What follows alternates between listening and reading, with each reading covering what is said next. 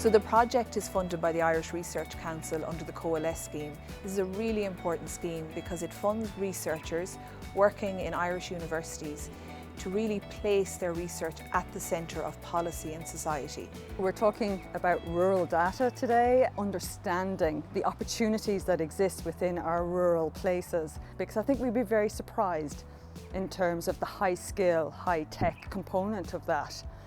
So the data I think we really need to truly understand rural people and places all centres around well-being and quality of life. Rural communities are complex. They're composed by different types of age cohorts, different types of people at the end of the day. So as in urban areas, rural areas will also need a wide array of information. What is it that is important in terms of rural life, rural communities, and then look at what data is required in order to help improving quality of life, improving the well-being of the community. As an urban and regional planner, that's the fundamental thing that we really need to find out before we can identify the barriers. The Rural Data World Cafe has just been enlightening, I think is the best word to use. There's been so much rich discussion. In the morning, we presented findings from the research project.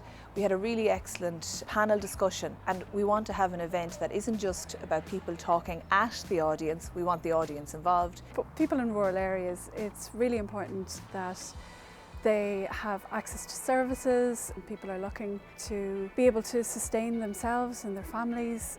What matters to people living in rural Ireland is a sense of community, also having local services and job opportunities, so it's about being supported to live in rural Ireland.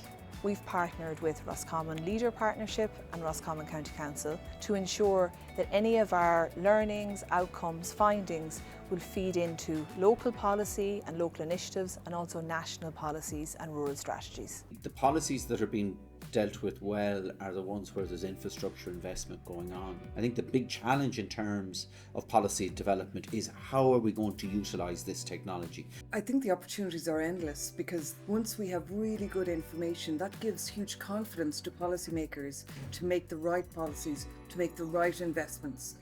We have an awful lot of different funding available. You have leader funding, you'd have towns and village, you have urban regeneration, you'd have rural regeneration. So yes, we have a lot of different opportunities at the moment.